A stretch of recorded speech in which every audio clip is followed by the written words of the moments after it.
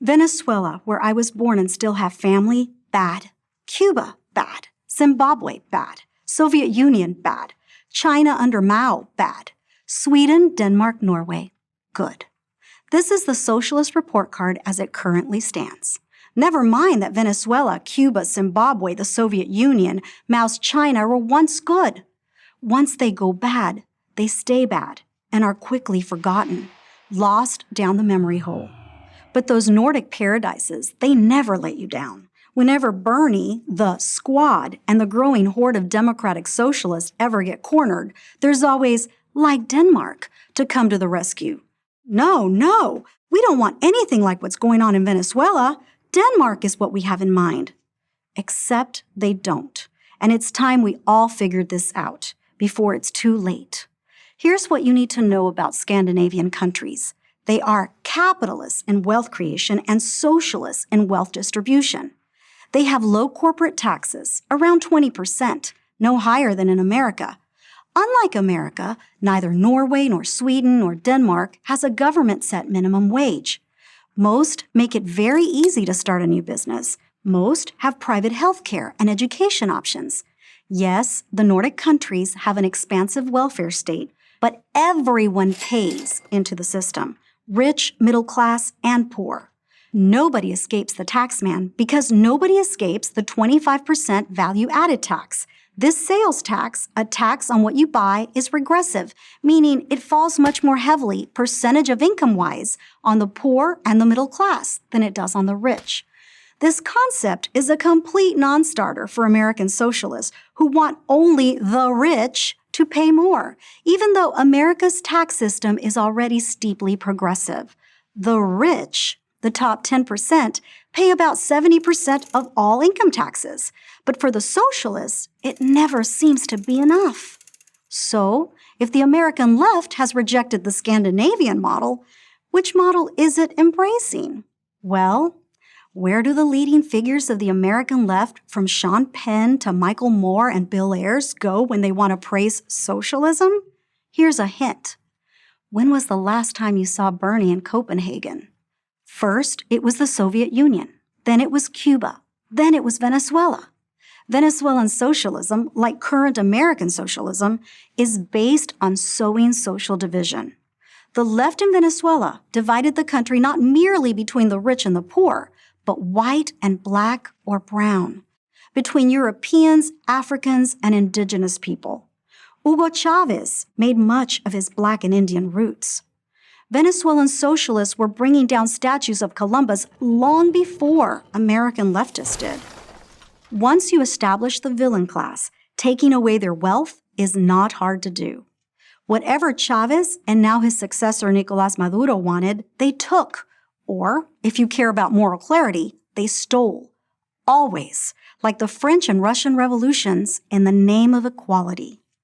It didn't start out that way, of course. It never does. Chavez portrayed himself as a moderate in his early presidential campaigns. Expropriations came later. What Chavez and Maduro achieved at the end of a gun, the American left would achieve through extremely high taxation on income, wealth, and inheritance. But we shouldn't leave guns out of this discussion. In 2010, Venezuelan socialists started a campaign to disarm law-abiding citizens under the guise of stopping gun violence. They called it Desarma la Violencia. When citizens, now unarmed, began to protest the corruption and tyranny of the socialist government, Chavez and then Maduro unleashed a group of criminal thugs, the colectivos, to terrorize them.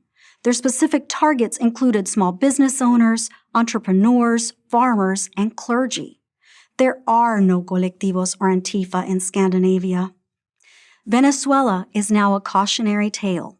All the people you see on the news rummaging through garbage cans or standing in line to get food, toilet paper, and gas, those are the ordinary citizens. The country's leaders aren't missing any meals. The socialist elite, the so-called Chavistas, eat in fine restaurants and go on European vacations. Miraculously, it always works out that way. The American left keeps telling us they want to take us to Stockholm, but its policies point in the direction of Caracas.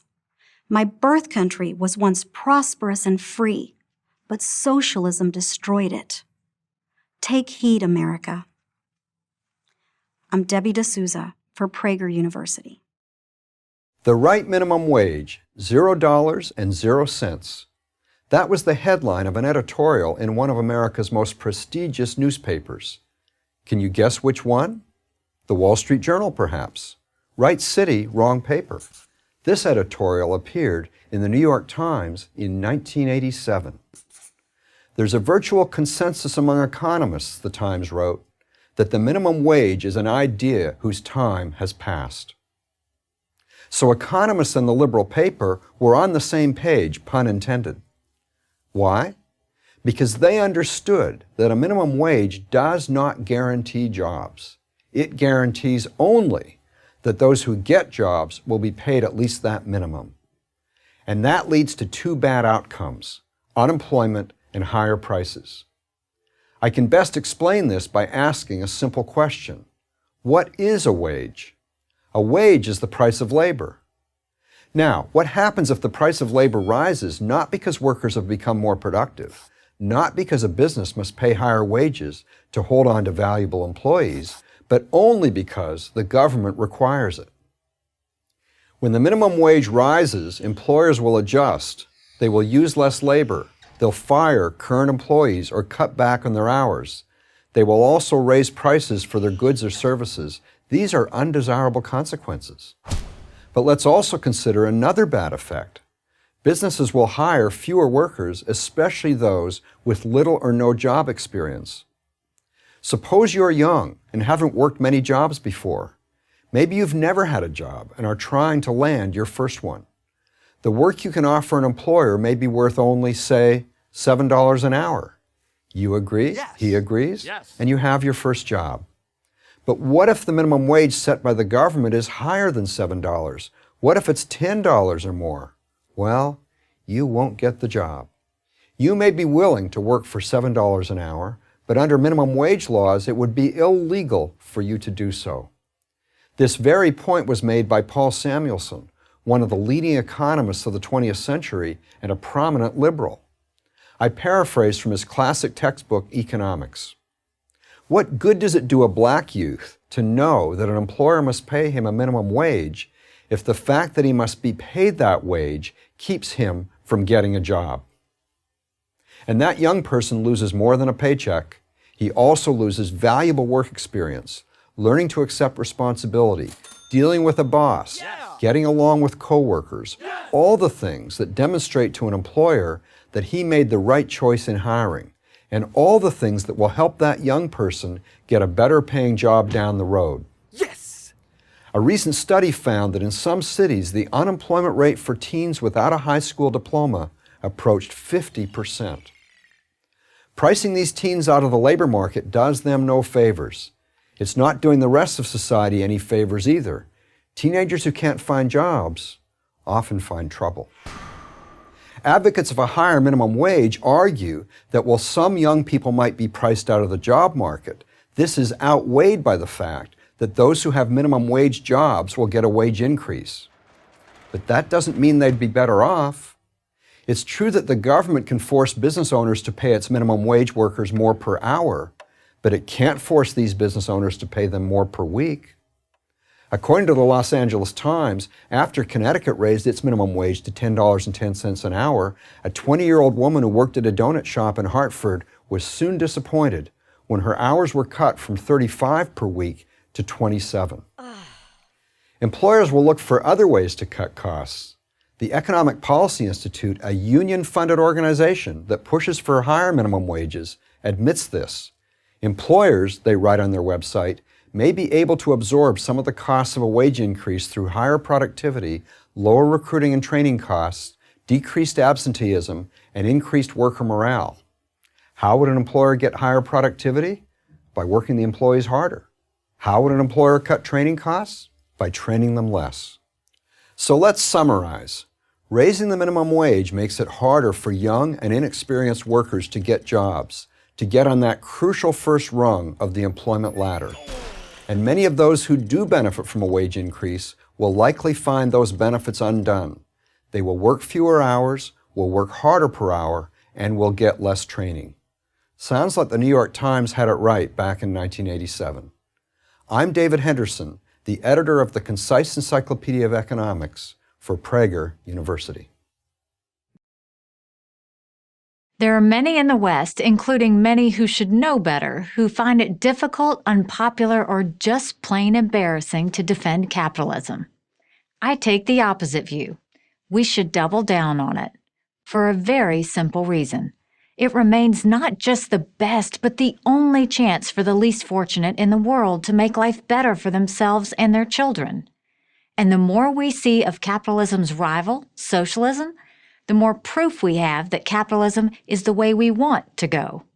I've seen this over and over again, from my own childhood to my time as governor of South Carolina to most recently and most dramatically during my tenure as U.S. ambassador to the United Nations. I grew up in South Carolina as the daughter of Indian immigrants.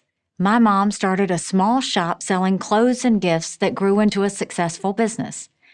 She showed my brothers, my sister, and me what it meant to live the American dream. As my mother's story so vividly illustrates, America is a country where people can find jobs that match their talents and passions. Some Americans take this for granted.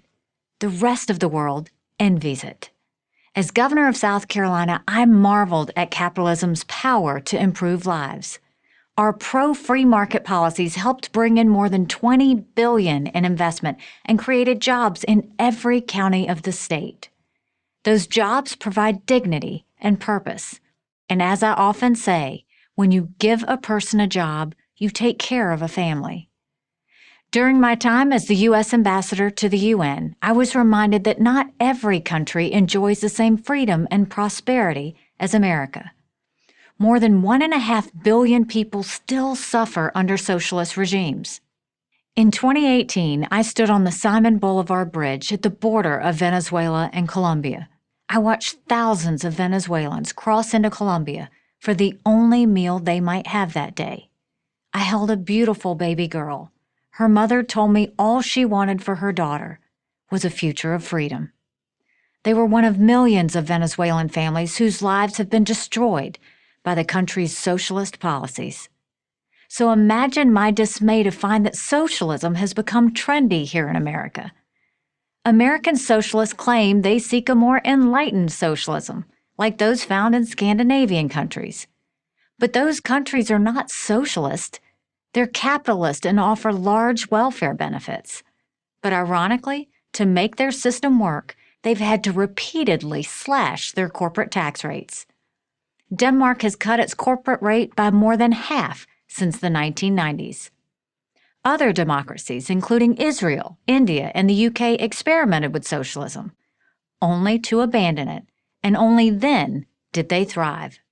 The results are in. Socialism, however you want to define it, has failed everywhere it's been tried. A handful of elites sitting in a government office can never outthink millions of business owners and consumers making millions of individual choices every moment of every day. You'd think we'd have gotten the message by now. An entire generation of American adults are too young to remember the suffering socialism caused during the last century. Instead of teaching students to reject our country's history and founding ideals, schools should have a required class on the history and collapse of the Soviet Union. Young people at least have the excuse of being miseducated. But what does one say about corporate CEOs who give in to social trends rather than standing up for a system that their own businesses and workers depend on? I'm talking about advocates of so-called stakeholder capitalism, a philosophy that retains the word capitalism but abandons its meaning. Recently, the chief executives of some of America's largest companies changed their self-definition. They said companies should focus on customers, workers, and communities. This is just politically correct nonsense. These CEOs know that's what successful businesses already do. It's what they have to do to survive in our capitalist system. A company that cheats its customers, mistreats its workers, and abuses its community won't be around long. Profits are what keep a business going and allow it to thrive. They generate the funds needed for more job creation. You don't need an advanced economics degree to understand this. So why are these CEOs so anxious to embrace this in-name-only capitalism? Probably because they think they need to placate the noisemakers on the socialist left. But that's a fool's game. The left is never satisfied. So let's defend what works, and what works is capitalism. Until the unforeseeable shutdown of the economy as a response to the coronavirus, it was working better than ever. Unemployment was at a 50-year low. Wages were rising at the fastest rate in a decade. More women and minorities were working than ever before. Poverty was at a record low in America. Let's get back to that as quickly as possible. There's only one way to do it: capitalism. I'm Nikki Haley for Prager University. Did you ever run a lemonade stand when you were a kid? The lemonade stand is often one of the first experiences people have with running a business. You learn about marketing. What will your sign say and how will it look? What will you charge for your lemonade? Can you charge more when it's hot out? You also learn one of the harder lessons about business: the difference between sales and profits. If a kid collects $20 selling lemonade for an afternoon, she might think she gets to keep all the money. And sometimes she can, if mom provides all the lemons, sugar, and cups for free. But in a real business, you have to pay for those things. Let's say those items cost $17. In this case, total sales are the $20 collected from the customers, and the profit is the amount left after all costs are paid. $3. Most businesses have pretty low profit margins. That is, the profit made on each sales dollar. For example, grocery stores only keep 2 cents on every dollar they collect from customers, and restaurants only get a little more, around 3 cents for every dollar in food they sell. That can add up if you own a chain of grocery stores or restaurants, but most business owners don't own multiple locations. When governments add new regulations onto businesses, even well-intended rules like requiring them to pay for health care, charging them for special licenses, or telling business how much to pay their employees, business owners have to figure out how to pay for those additional costs out of those low profits. This often means reducing the number of employees, switching to more self-service, or increasing prices. So the next time you hear about a new government requirement for business, just remember that they have to figure out how to pay for it. Too often, the result is a lost job or higher prices for you.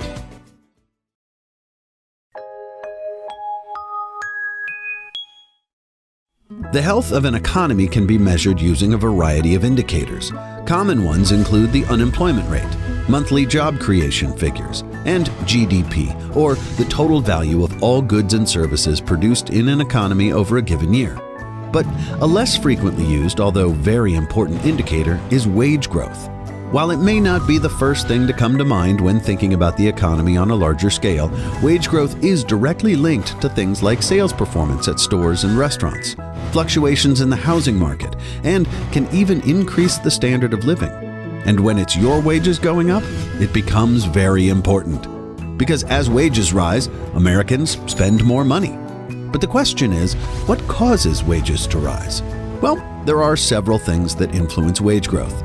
Number one, employers simply have more profits, so they are financially able to raise worker compensation. These extra funds could be the result of a jump in business performance, caused by a hike in sales or a public policy change, such as a reduction in the tax rate. Number two, the market for labor becomes more competitive. This situation can arise when the number of job openings surpasses the number of people looking for employment, a circumstance referred to as a tightening of the labor market. The lack of available workers forces businesses to compete over job candidates by outbidding each other with perks like higher wages, better working conditions, more vacation time, and other benefits. Number three, typically wages rise with skill and experience. Whether the skill or knowledge is acquired from a traditional higher education institution, trade school, or simply from on-the-job experience, wage levels will fluctuate based on the demand for these respective attributes. The rule of thumb: more education and experience in a field with room for growth equals higher wages. Wage levels can change for a number of reasons, but one thing is for sure. When the economy is doing better and unemployment is low, wages will be on the rise. What do you call it when people have a great idea and risk everything they have, time, money, energy, to make that idea a reality? I call it the American dream. Ritu Shah Burnham had an idea. She dreamed of opening a pizza franchise in Seattle, Washington. It wasn't easy. It never is. But she made it happen. Richard Clark had an idea. Office buildings in fast-growing northern Florida needed janitorial services. He was bound and determined to see that they got it. He grew his business to over 200 employees. Kenneth Jarosh oversees a bakery in Chicago, started in 1959 by his father and grandfather. The neighborhood has seen a lot of changes over the decades, but there's always been one thing you could count on: delicious bread and pastries from the Jarosh ovens. Ritu's, Richard's, and Kenneth's stories are played out every day across America. 1 million variations on the same theme: starting a business, running a business, keeping a business going. In fact, America leads the world in small business creation. With over 28 million small businesses, they generate over 64% of all new private sector jobs. And let's not miss the obvious. Every big business with thousands of employees started out as a small business. Bernie Marcus opened 2 hardware stores in Georgia, and Phil Knight sold running shoes out of the back of his car in Oregon. Thus were the Home Depot and Nike born. Given the importance of small businesses to the American economy, you would think the government on all levels, city, state, and federal, would do everything it could to encourage their formation and growth. In other words, you'd think the government's attitude would be, how can we help you? But sadly, this is not the case. In fact, it's the opposite. The government is killing small businesses, killing them with excessive taxes, overregulation, and complicated compliance. One such burden is the push to hike federal, state, and city minimum wage rates from about $7.25 an hour to as much as $15. Ritu Shah Burnham found this out the hard way. So did her employees. When the city of Seattle raised their minimum wage to $15 an hour, all of the profit went out of Ritu's pizza parlor. She couldn't raise prices high enough to cover her new costs. She lost her business, and her employees lost their jobs. Instead of their wages going up to $15, they went down to $0. Then there's the Affordable Care Act, which requires businesses with at least 50 full-time employees to provide health insurance for all of them. The law's definition of full-time? Just 30 hours a week. To survive all the added costs, many small companies have reduced their workers' hours to below 30 per week. They've also become wary of expanding beyond 50 full-time employees. That's the dilemma Richard Clark faced. His workforce of 200 people, 50% of whom were full-time, is now down to 150 people with only 20% full-time. The rest are part-time. Sure, it would be great to provide everyone with health insurance, but Richard wouldn't be able to keep his business if he did, and obviously his employees wouldn't have jobs. Kenneth Jarosh wonders if his bakery can survive the bans on partially hydrogenated oil and trans fats, key ingredients in making his baked goods. He'll have to reformulate his recipes. That will cost him a lot of time and money, and he worries about the taste and texture of his baked goods. If you're a bakery and your customers don't like your bread, well, you're toast. And so are your employees. There are over 175,000 pages of regulations like these from the federal government alone, countless more from cities and states. Small businesses have to deal with them every day. Some of these regulations are necessary, but many are not. Some sound good on the campaign trail, but create serious practical problems in real life. They sap the resources of going concerns and discourage people from starting new ones. They're freezing economic growth. They're like a giant iceberg, and the American dream is headed straight for it. I'm Elaine Parker of the Job Creators Network for Prager University. If you had something really important to mail, would you head to the post office, which is run by the government and considered part of the public sector? Or would you go to a place like UPS or FedEx, which are private businesses? Politicians and the media often talk about the private and public sectors of our economy, but what's the difference, and which one is more effective? The private sector is made up of businesses or corporations owned by people. Private sector includes malls, grocery stores, and your local diner. To make a profit in the private sector, businesses must earn our money by offering us products and services that we want or need. When businesses have to compete for the same dollars, prices go down because no one wants to pay twice as much for shoes at one store if you can get the same pair cheaper at another place. On the other hand, the public sector is not supported by profits, so it doesn't have to compete for our dollars. Instead, the public sector uses our tax dollars to fund its services, so we pay for these programs no matter how much or how little we use them. The government decides how our tax dollars should be spent in the public sector. This makes sense for some things. For example, you probably wouldn't want firefighters or police officers competing with one another for your business. In other cases, though, this means things cost more or service is worse. The U.S. Post Office has $100 billion in debt and is regularly bailed out with taxpayer money.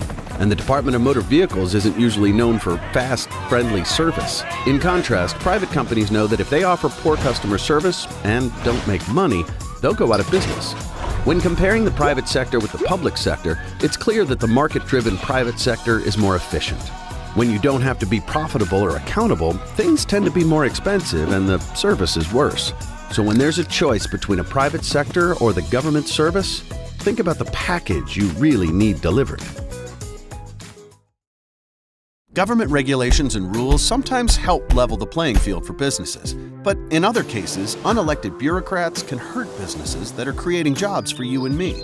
New rules coming out of Washington may hurt franchised businesses. When it comes to business ownership, you often hear the terms franchisee and franchisor. A franchisor is like Subway sandwiches.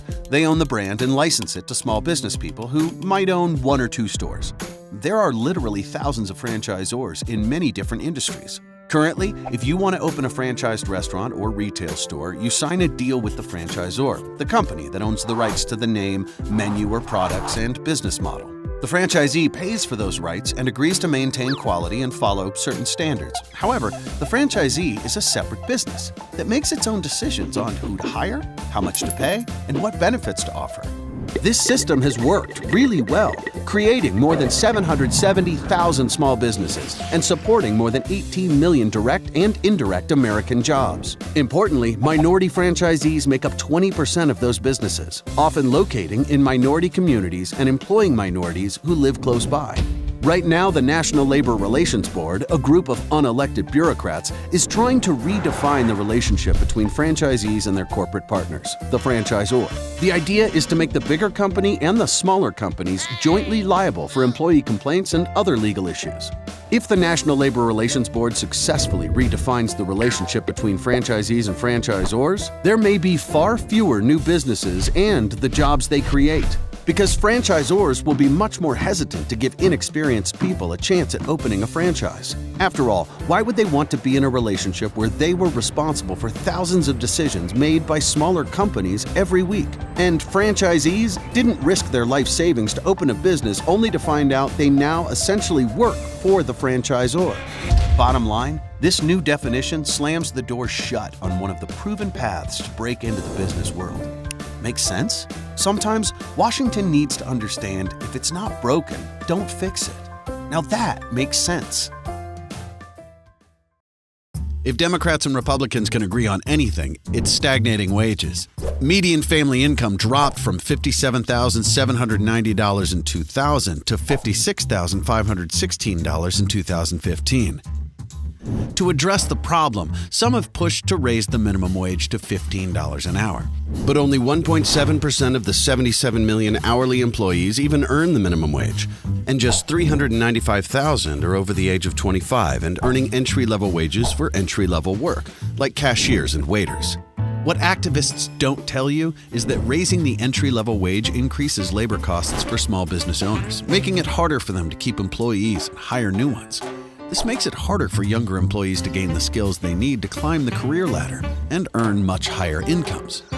Instead of concentrating on raising the floor for low-skilled jobs, we should be focusing on helping people get the skills to raise the ceiling of what people can make. The real fight should be for true middle-class jobs that earn $50,000 or more a year, what we call the Fight for 50. These jobs allow people to save more money and better support their families. There are going to be 2.5 million of these middle-skill job openings next year. These career opportunities require more than a high school degree, but less than a 4-year college degree, boasting an average salary of $50,000 per year. These jobs include automotive technicians, nurses, and plumbers. While entry-level employees don't have the necessary skills to succeed right away in higher-paying roles, they often learn them quickly. One of our most famous politicians started out by scooping ice cream at a Baskin-Robbins and made it all the way to the Oval Office in the White House. In other words, the entry-level wage should be thought of as a training wage, which employees with few skills can use to prepare for a $50,000 a year or more career. Let's raise wages by putting Americans back to work and fighting for $50,000.